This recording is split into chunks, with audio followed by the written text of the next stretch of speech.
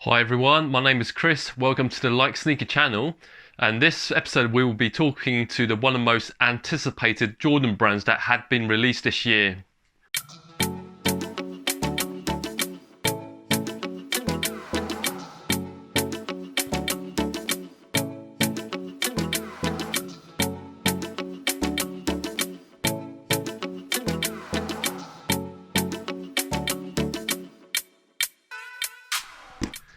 So this is their Nike Air Jordan 13, known as the Flint. For those who are not aware, there's a big massive hype for Jordans, especially when the Last Dance documentary from Netflix was released back in January.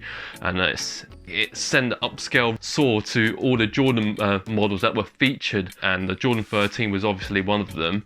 Despite he had never wore this playing on the field, however, this was one of the most popular colorways back then. So this silhouette was originally released in 1998 and it appeared in 7 OG colorways, and the Flint Grey and Navy Blue was one of them. Since then it was also re-retroed twice in 2005 and 2010, and now this is the latest version that was released in May in 2020. So this comes in a nice grey silverish box with the red Jumpman logo in the middle.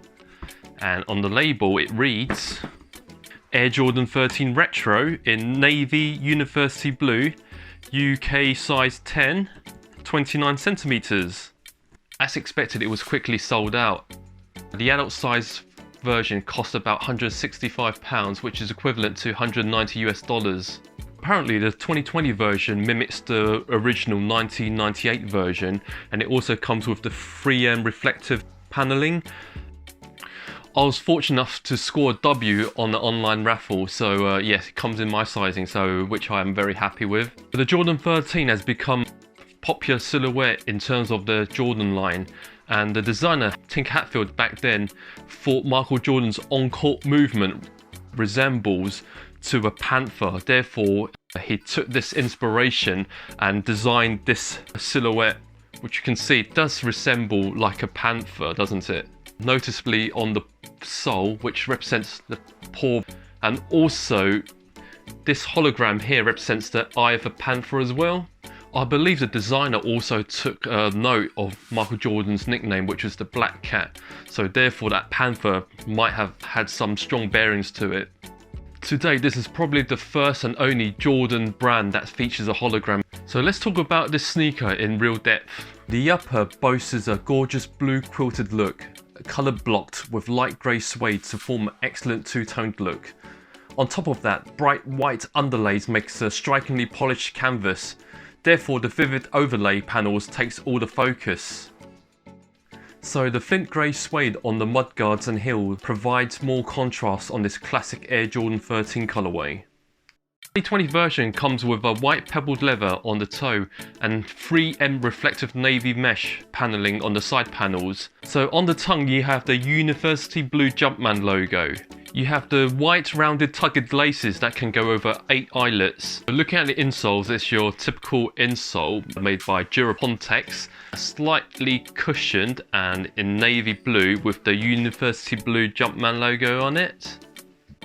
It actually gets even better because it's got added air cushioning unit, in which sneaker junkies are a huge fan of. So predominantly this Air Jordan 13 is made with tumbled white leather and also rubber outsole.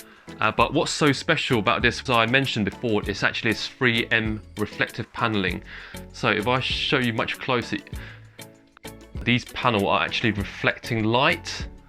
In terms of sizing, I am 28 centimeters from heel to toe lengthwise with a slightly wider footing, and this pair is a UK size 10, which is equivalent of 29 centimeters. I find this actually fits me perfectly. If I was to wear 9.5 UK size, it's probably be just a little bit too tight for me. In terms of comfortability, I find this pair is actually quite comfortable, and surprisingly, despite its chunky size, it's actually very, very light. I think it's because it's made of very light fabric and materials, so it's actually very good when you play basketball in as well.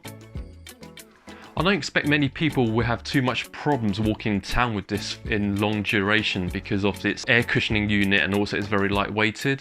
There is one thing I would like to point out is the toe cap itself. Any sneaker enthusiast likes to keep their sneakers fresh and clean and creaseless, then this might be a problem because these pair of sneakers will crease quite easily. Therefore you might need some sneaker shield to put in it before you wear it. So I'll show you closely. I'll switch off my lights and just let you see the details. See, as you can see, it starts to crease a little bit. But in terms of this version, they actually done a lot of work to make it less wrinkled. Craftsmanship, my pair was made in China, and I heard there's a few people that reported they have few flaws with their shoes with, like, for example, some glue sticking out, but for my pair, I don't see there's much problems with it, and quite happy. So yeah, very happy. So in terms of resale, the 2020 version is selling around £205 sale price. There is actually demand for it, but I think prices will actually increase in terms of keeping it. And just to give you some comparisons, the 1998 version is selling around about £450. So therefore, the 2020 version is worth keeping for long term if you would like to resell it. For those who would like to buy a pair of these Jordans, unfortunately they're all sold out in retail, but if you go to reselling sites or third-party sites, you could probably get them for £240, which obviously includes postage and admin fees, which is still not bad for the 2020 version. In terms of getting the 1998 version, obviously, as I said, it probably cost you around the £500 ball mark.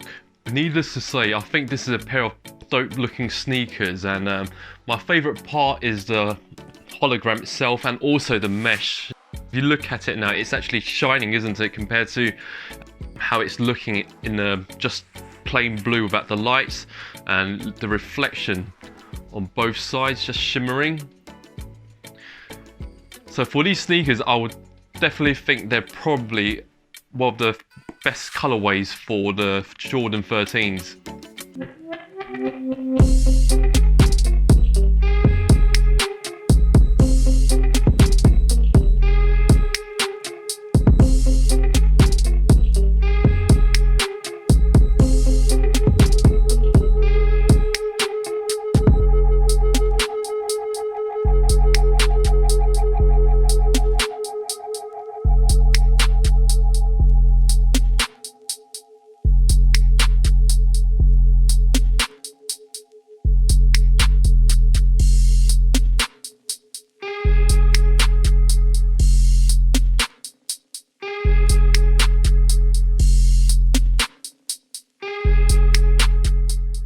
So let me know what your thoughts are about the Jordan 13 Flints.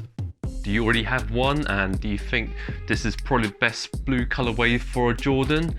Let me know your thoughts and your comments below, and make sure you subscribe and hit the like button, and also please be involved with my social channels, the Like Channel Sneaker on Instagram. Then again, thanks for tuning in, and I shall see you next time. Tink Hatfield has designed this design because it reflects of Michael Jackson's movements